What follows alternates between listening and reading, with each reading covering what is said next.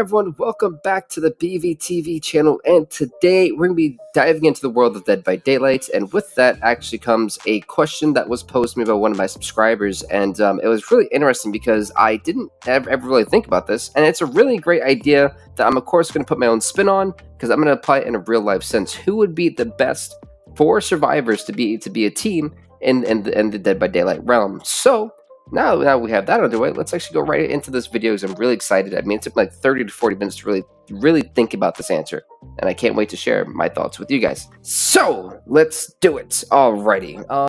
Basically, I had to really take into account people who would be selfless, who would be brave, bold, and who would really overall help out the team, but also be reliable on their own, just in case they're in that situation. As you know, in Dead by Daylight, we don't always spawn with our teammates, so in this realm, it was a coin toss, but I think I found the right formula that'll have these four survivors as a team survive against any killer that they face. So let's get into it. Coming in at probably the team captain for me, I would have to say would have to be Bill Overbeck. I mean, Bill Overbeck just alone, I mean, if you've never played any of the Left 4 Dead games, I mean, I actually never have, but I've read the stories and things like that and watched the gameplay. Bill Overbeck throughout time and time again always comes to me as someone who's just completely selfless and brave and will face any challenge given to him. I mean, he's never afraid he will never back down. He's always there for his friends, and ultimately he's there for his team. So for me, I felt like he was a no-brainer. I mean, he brings selflessness, he brings courage, he's great under pressure. He's basically pro team. I'm using that term now. Pro team approved. Boom.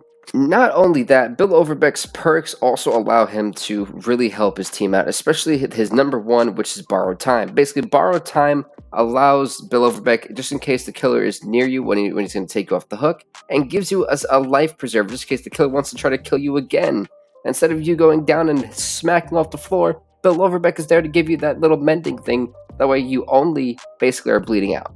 And within a certain time period, as long as you heal yourself, you'll be good to go, and you'll be on your way back in the game. Overall, with that perk and his second perk, which is Unbreakable, not only is this reliable for his teammates, because if you ever want to pick up your teammate who's fallen, Bill Overbeck basically is able to mend himself, so to speak, and that way, when you get there, all you have to do is kind of tap and pick him up, heal him up a little bit, and he's on his way again. It doesn't take a whole millennium, it feels like, in the realm to go heal your teammate and make sure they're alive. So when it came to it, I mean, Bill Overbeck not only, again, is useful, he's self-independent, he doesn't have to rely on his teammates can rely on him and full on as a general, not to mention his third perk, which is Left Behind. Left Behind really only matters if you know, the team is dead, but still it's a good perk to talk about because these are the three he's coming with in this game. So with that, I mean, if he is the last one alive, he'll have a good chance to at least find the hatch to at least save himself from imminent death. I also want to take about the survivability here.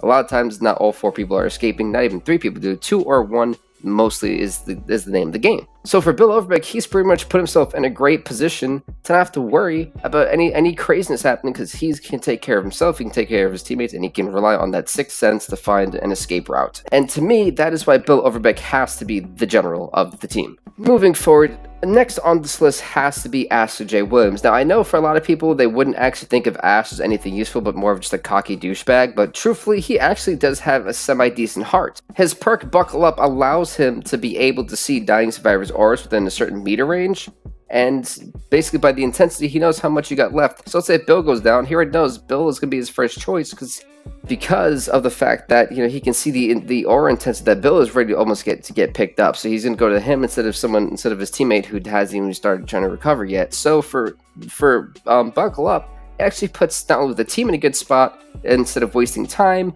And, you know, at this point in this trial, time is a very valuable thing. You don't have a lot of it, so you need to use it wisely.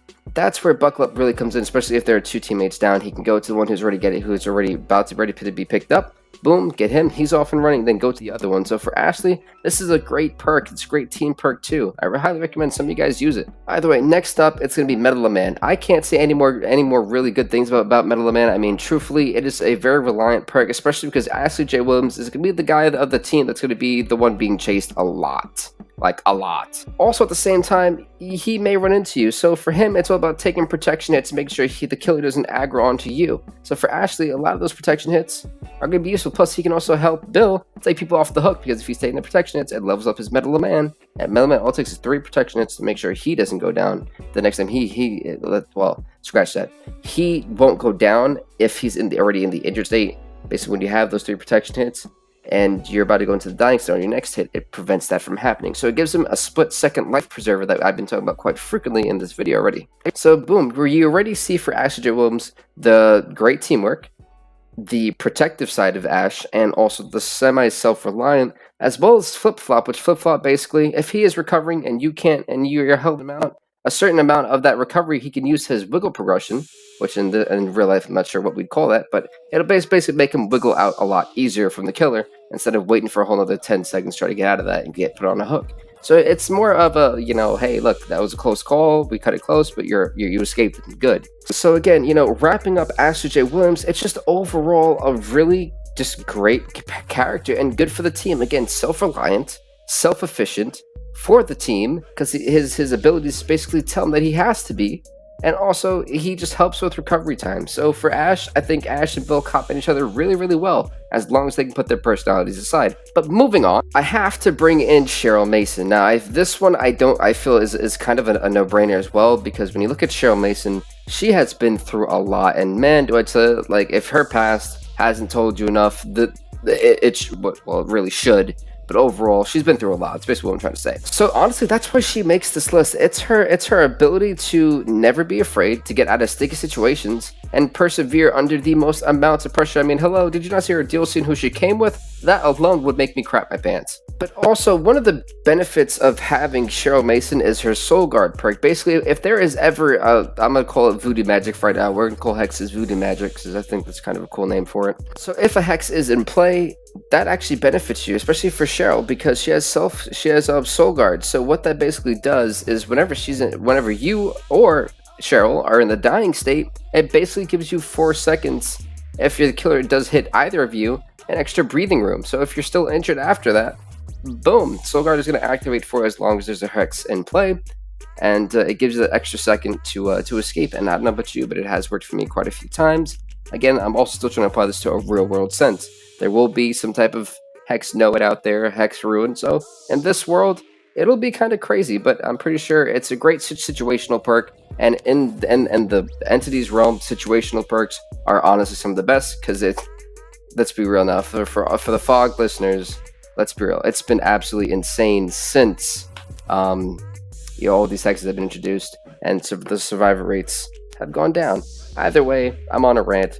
Cheryl Mason Soul Guard is the way to go. Cheryl's next perk is actually Blood Pact. Well, I can't believe I almost forgot that. Blood Pact is a really good perk. I like this because you and the survivor will see each other once you guys are injured. It's a great little, hey, I saw you. It's a great little communication perk. It tells Cheryl that A, the killer's probably right next to her, and 2, that person's hurt, so they can kind of try to go over there and help them out. It's a good way to silently communicate and also know your guys' auras and where you guys are at all times while you're injured. So for me, I think Blood Pact could actually be a very useful team perk in that certain situation. Alright, last but not least for Cheryl, Repressed Alliance. I mean, this, again, is a great way to prevent gens from being broken. It's probably the only perk on here that I have that stops anything like that, and so I had to bring it up.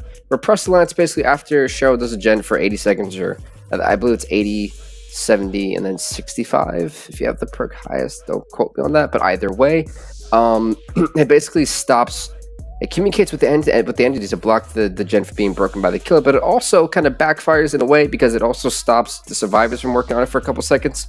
By the way, it's meant to save a gen that if it's your last one, killer's going to see it, you can use it, and boom, it's blocked. That way, when the killer goes away, if it has a little bit life left, instead of it being kicked and then you have to restart, which then could really cost the team and even down a couple people. So, without losing lives and stuff like that, you enable almost a guaranteed escape at that point. By the way, Cheryl not only helps gens, she's efficient, gets out of tight situations, she can silently communicate with one other person, and on top of that, she can also kind of give a 4-second life preserver to some people.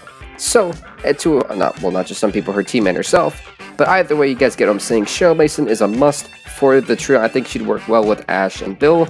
I think she'd be the shy one in the group.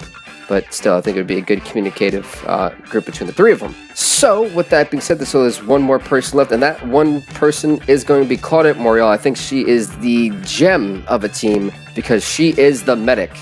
Point blank simple, she's the medic. Claudette's perk Botany Knowledge. It basically increases the healing speeds and also healing item efficiency speeds as well. So that makes her awesome right then and there. So you want to get healed by her. On top of that, she also has self-care, which she can heal herself without a med kit. Yes, it does take a little longer, but it's still effective. And similar to Ashley J. Williams, Claudette can also see when people are injured from a certain meter range, which is called empathy. Dying and injured survivors, she can detect them from a certain range, and she can go over there and heal them. So not only she has a great little scout ability, she heals her teammates. That is really the unique usefulness of Claudette. And truthfully, that sums it up. My four people. I mean, you've got healing, you've got gens to be saved, you've got great saving skills, you have people who are bold, who are effective, who are self-reliant, also slightly team-focused and team-positive. So when you have all those traits going into it, I think this is a great surviving team that can really take on any killer, any task at any time. So, now that I've given you my opinion, hopefully this answers your question, Jesus, and hopefully this was a fun video for the rest of you guys, and overall, hopefully you guys just truly enjoyed it. I had a lot of fun doing the research, really thinking about such scenarios and stuff like that, and hopefully this is a learning experience, entertaining, positive, and fun. As usual, I have a rant somewhere in these Dead by Daylight videos. It's just how it is. I don't know why. It just happens, you know? It's just natural. With that being said, thank you guys so much for watching. Please do leave a like, leave a comment, subscribe to BVTV, and we'll see you next time, everybody. Stay off the hook.